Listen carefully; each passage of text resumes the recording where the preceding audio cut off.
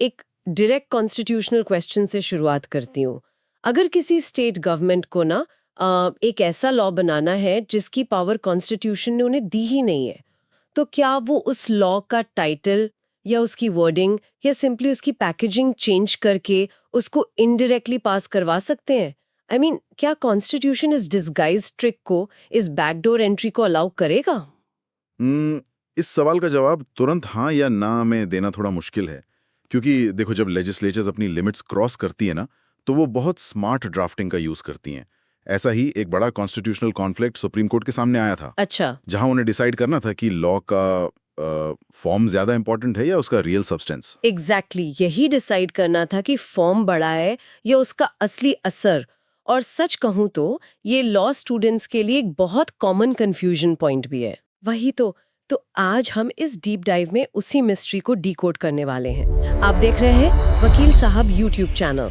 और आज constitutional law series हम बात करने वाले हैं डॉक्ट्रिन्स ऑफ कलरेबल लेजिस्लेशन के बारे में। आज हम समझेंगे इसका मीनिंग, कनाडा से इंडिया तक का सफर, आर्टिकल 245 और 246 का रोल, और हाँ, केसी गजापति नारायण देव केस भी, और एग्जाम में पूछे जाने वाले कुछ इंपॉर्टेंट डिफरेंसेस।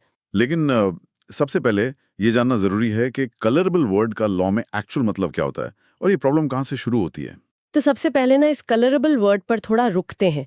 आम भाषा में तो सुनने में ऐसा लगता है जैसे किसी चीज पर रंग चढ़ाना या उसको ब्यूटिफाई करना। हाँ, आम भाषा में वही लगता है, पर लॉ में कलरेबल का सीधा सा मतलब होता है डिस्गाइज्ड, डिसेप्टिव, या एक झूठा आउटवर्ड अपीयरेंस देना। I mean, doctrine of colourable legislation का कोर प्रिंसिपल ये है कि अगर लेजिस्लेटर के पास लेजिस्लेटिव कॉम्पिटेंस नहीं है, यानी कानून बनाने की ताकत ही नहीं है, तो वो किसी लॉ को ऐसे फॉर्म में इनैक्ट नहीं कर सकती जिससे वो वैलिड लगे पर उसका एक्चुअल ऑब्जेक्ट प्रोहिबिटेड एरिया में हो।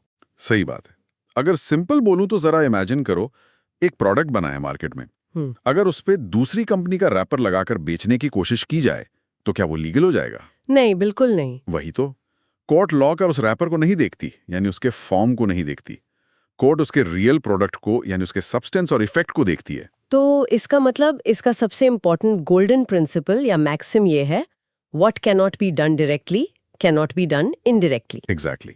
जो काम संविधान ने आपको सीधे तौर पर करने से मना किया है, वो काम आप घूम फिर कर या किसी और कानून के भेस में छिपकर नहीं कर सकते। एक सेकंड रुको, ये कॉन्सेप्ट तो ठीक है, पर ये डॉक्ट्रिन कॉन्स्टिट्यूशन के किस आर्टिकल में लिखी है? मैंने तो एक्सप्रेसली कहीं नहीं पढ़ी। हाँ, क्योंकि इसका कोई एक्सप्रेस मेंशन कॉन्स्टिट्यूशन में है ही नहीं। Wait, really? तो ये आई कहाँ से? ये एक्चुअली ओरिजिन हुई थी कैनेडियन कॉन्स्टिट्यूशनल लॉ में।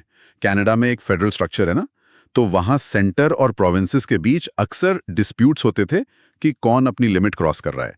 फिर वहां से ये डॉक्ट्रिन ट्रैवल करके India I, specifically government of India act 1935 से अडॉप्ट हुई। ओह, तभी, क्योंकि 1935 के एक्ट ने भी इंडिया में फेडरलिज्म का एक फ्रेमवर्क दिया था। बिल्कुल।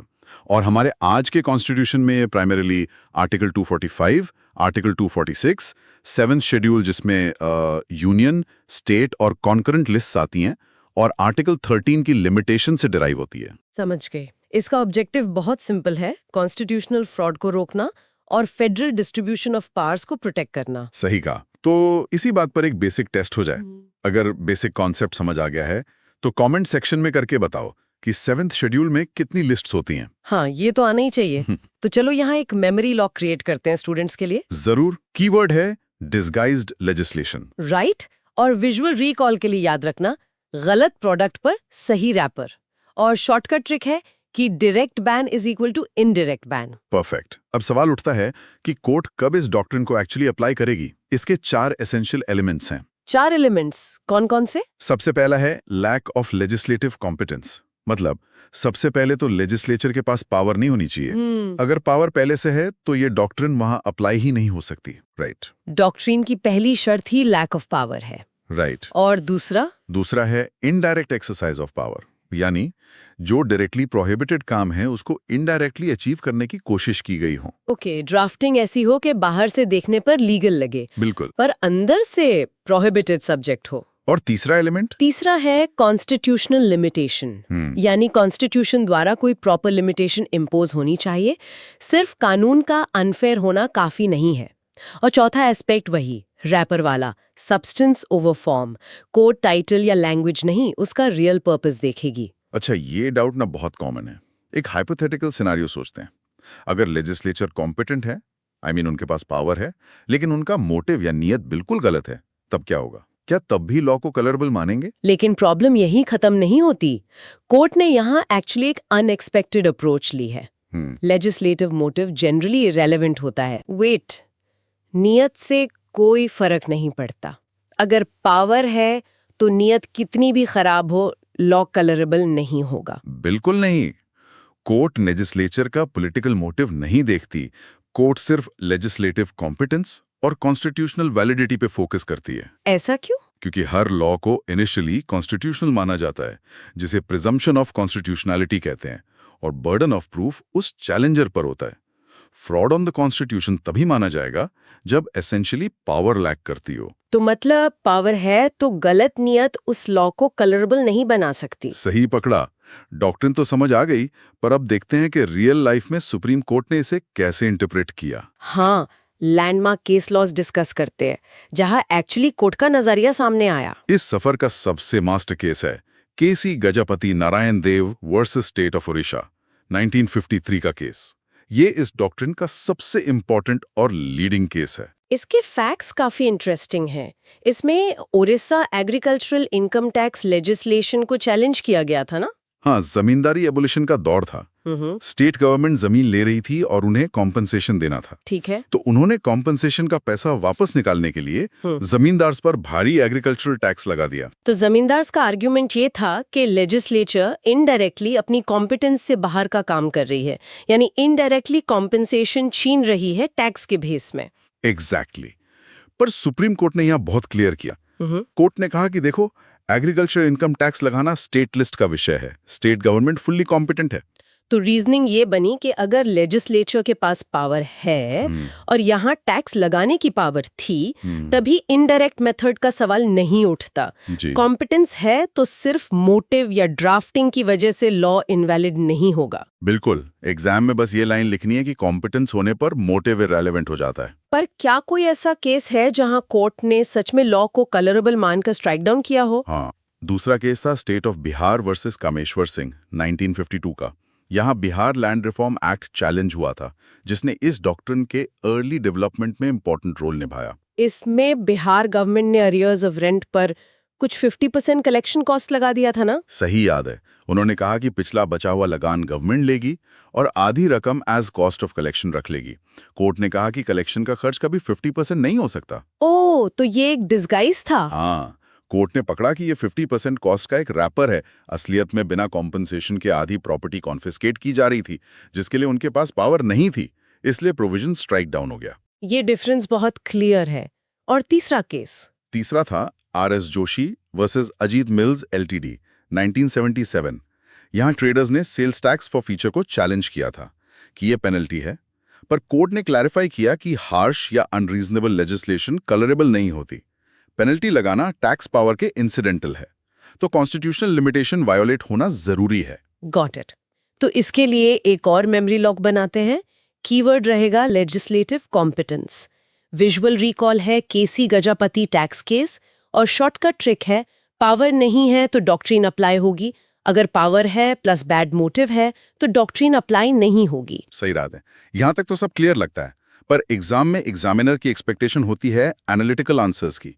इस डॉक्ट्रिन को दूसरे कॉन्सेप्ट्स के साथ कंपेयर करना बहुत जरूरी है। हाँ, pith and substance versus colourable legislation, ये सबसे बड़ा कंपैरिजन है। पिथ एंड सब्सटेंस का प्राइमरी पर्पस है ट्रू नेचर आइडेंटिफाई करना, और इसमें इंसिडेंटल ओवरलैप अलाउड होता है, जिससे लॉ जनरली अपहोल्ड हो जाता है, यानी वैलिड मान लिया जाता है। एग्जैक्टली। अगर स्टेट ने एग्रीकल्चर पर लॉ बनाया और गलती से थोड़ा सा ट्रेड पर ओवरलैप हो गया तो वो माफ है, जबकि कलरेबल लेजिस्लेशन का पर्पस है कॉन्स्टिट्यूशनल फ्रॉड डिटेक्ट करना। इसमें इनडायरेक्ट प्रोहिबिशन बिल्कुल अलाउड नहीं है। तो कलरेबल लेजिस्लेशन में लॉ इनवैलिड या वॉइड डिक्लेयर हो सकता है क्योंकि फोकस पावर लैक करने पर है। बिल्कुल। और दूसरा बड़ा कंपैरिजन है कलरेबल लेजिस्लेशन वर्सेस माला फीडे, यानी बैड फेथ। इन दोनों में लोग अक्सर कंफ्यूज होते हैं। टेक्निकल डिफरेंस क्या है? देखो, कलरेबल लेजिस्लेशन एक कॉन्स्टिट्यूशनल डॉक्ट्रिन है जो सीधा लेजिस्लेचर पर अप्लाई होती है। इसका टेस्ट है कॉन्स्टिट्यूशनल पावर। माला फाइडे एक एडमिनिस्ट्रेटिव लॉ प्रिंसिपल है जो एडमिनिस्ट्रेटिव अथॉरिटीज जैसे ऑफिसर्स पर अप्लाई होता है। अच्छा, तो वहाँ टेस्ट इम्प्रॉपर मोटिव होता है। हाँ, सरकार की नीयत पर कोर्ट सवाल नहीं उठाती, पर किसी एग्जीक्यूटिव ऑफिसर की नीयत पर सवाल उठ सकता है। समझ गई। अगर पिथ इन सब्सटेंस और कलरेबल लेजिस्लेशन का डिफरेंस हमेशा के लिए याद हो गया है तो वीडियो को एक लाइक जरूर करें। इस तरह के कंपैरिजन्स एग्जाम में डायरेक्ट पूछे जाते हैं। तो जो सवाल हमने शुरू में पूछा था, क्या स्टेट गवर्नमेंट पैकेजिंग चेंज करके कॉन्स्टिट्यूशनल लिमिट्स क्रॉस कर सकती है? जवाब है बिल्कुल नहीं। What can not be done directly can not be done indirectly. सही। आज हमने समझा कि colourable legislation actually constitutional supremacy को बचाता है। ये फेडरल बैलेंस मेंटेन करता है और अब्यूज ऑफ पावर रोकता है। और इसकी लिमिटेशंस बस इतनी है कि मोटिव अकेले काफी नहीं है और प्रिजम्पशन ऑफ कॉन्स्टिट्यूशनैलिटी हमेशा स्ट्रांग होती है। वीडियो एंड करने से पहले एग्जाम के लिए इन 3 इंपॉर्टेंट क्वेश्चंस की प्रैक्टिस जरूर करें।